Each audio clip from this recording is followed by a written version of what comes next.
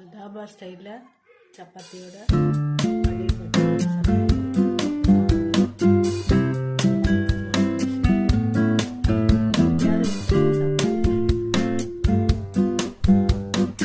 Hello viewers, எல்லாருக்கும் வணக்கம். இன்றைக்கி நம்ம என்ன பார்க்க போகிறோன்னா, கிராண்ட்மா லைஃப்பில் பன்னீர் பட்டர் பீஸ் மசாலா இது எப்படி செய்கிறதுன்னு பார்க்கலாம். அதுக்கு முன்னாடி அதுக்கு தேவையான பொருட்களை பார்த்துடலாம். பன்னீர் 200 கிராம், 100 கிராம் பட்டாணி, 3 ஸ்பூன் வெண்ணெய், 2 ஸ்பூன் மிளகாத்தூள், 1 ஸ்பூன் மஞ்சள் தூள், கரம் மசாலா 1 ஸ்பூன், ஜீரகம், பட்டை, கிராம்பு சிறிதளவு, வெங்காயம் பொடியாக பிரீத்தி டர்போவில் அரைச்சது 3 வெங்காயம், தக்காளி 3 தக்காளி அரைச்சது, கஸ்தூரி மேத்தி, கொத்தமல்லி, ஊற வச்ச ஒரு 15 முந்திரி, இந்த பேஸ்ட்டாக அரைச்சிக்கணும். இஞ்சி பூண்டு பச்சை மிளகாய் இதையும் பேஸ்ட்டாக அரைச்சிக்கணும். இப்போ எப்படி செய்யுதுன்னு பார்க்கலாம். அடுப்பை பற்ற வச்சாச்சு. இப்போ கடாய் போட்டிருக்கோம். கடாய் காஞ்சோடனே வெண்ணெயை சேர்த்துக்கலாம். வெண்ணெய் 3 ஸ்பூன் சேர்த்தாச்சு. வெண்ணெய் உருகினோடனே நம்ம வெங்காயத்தை சேர்த்துக்கலாம். வெண்ணெய் உருகிடுச்சு. இப்போ வெங்காயத்தை சேர்த்துக்கலாம்.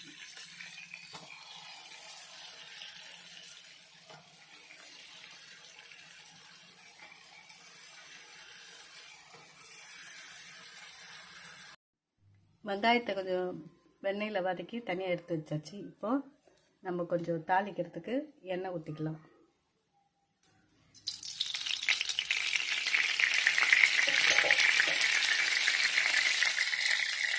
இந்த எண்ணெயிலே லைட்டாக பன்னீரை வறுத்து எடுத்துக்கலாம். முதல்ல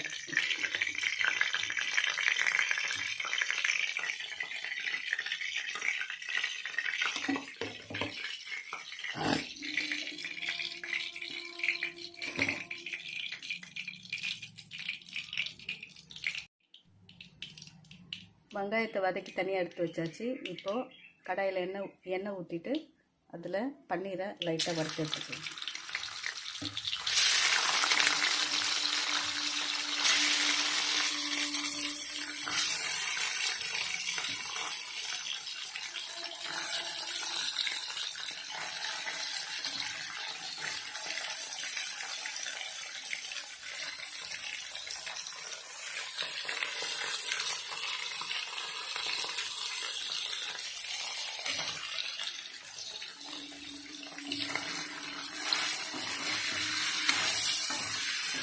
லேசாக வறுத்தா போதும்.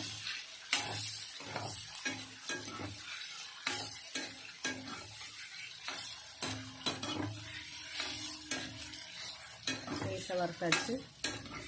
அப்படியே வேறு இதில் வச்சுக்கலாம்.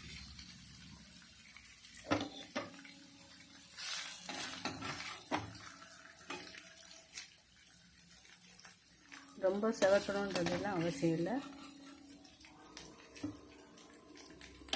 நம்ம அதிலே பட்டை, கிராம்பு, ஜீரகம் சேர்த்துக்கணும்.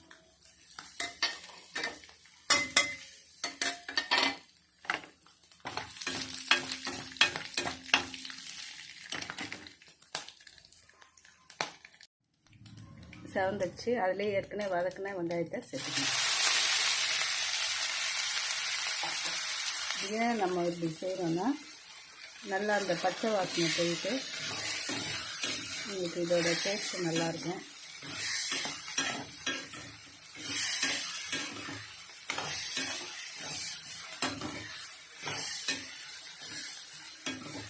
வீடியோவில் முதல்ல எண்ணெய் பற்றி சொல்லலை. எண்ணெய் கொஞ்சம் தாளிக்கிறதுக்கு வேணும்.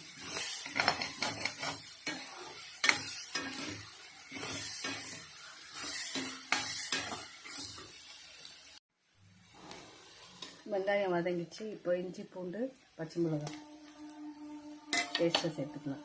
இதே நல்லா வதக்கணும். வெங்காயம் நல்லா வதங்கிடுச்சு. வதங்கினோடனே நம்ம தக்காளி எடுத்து சேர்த்துக்கணும். தக்காளி ஊற்றி சேர்த்துக்கலாம். இதையும் நல்லா வதக்கணும்.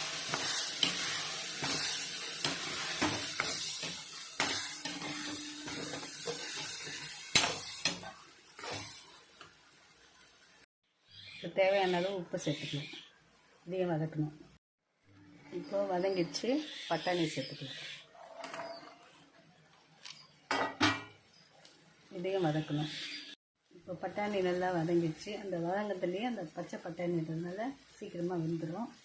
இப்போ நம்ம என்ன அடுத்து சேர்க்க போகிறோன்னா மிளகாத்தூள், அதையும் வதக்கணும். மிளகாத்தூள் போட்டு நல்லா வதங்கிடுச்சு. மிளகாத்தூள் உங்களுக்கு இன்னும் கூட வேணும்னாலும் போட்டுக்கலாம், காரமாக வேணும்னா. இப்போ மஞ்சள் தூளும் கரம் பொடியும் போட்டோம், கரம் மசாலையும் போட்டோம்.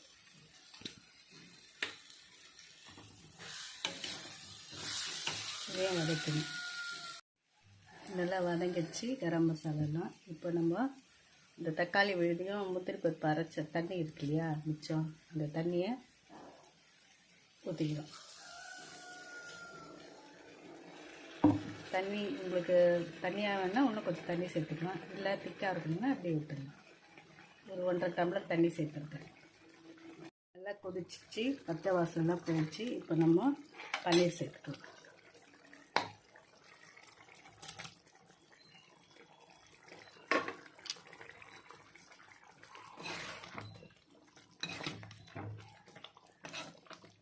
நம்ம வீட்டிலேயே ஹோட்டல் ஸ்டைலில் பன்னீர் செய்யலாம். குழந்தைங்களுக்கும் பிடிக்கும், பெரியவங்களுக்கும் பிடிக்கும். இது நான் செய்கிற அளவு வந்து ஒரு 4-5 பேர் தாராளமாக சாப்பிட்லாம். சப்பாத்தியோட, பூரியோட, நானோட, எதோட ஒன்றா சாப்பிட்றதுக்கு சுவையாக இருக்கும்.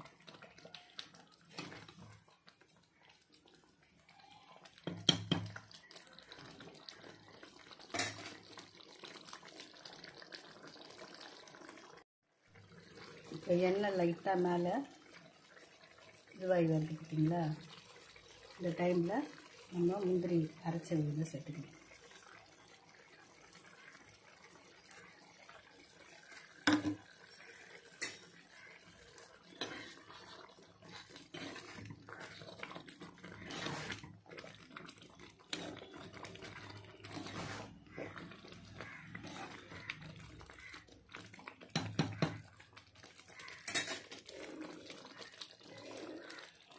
இதில் கஸ்தூரி மெத்தி சேர்த்துக்கலாம்.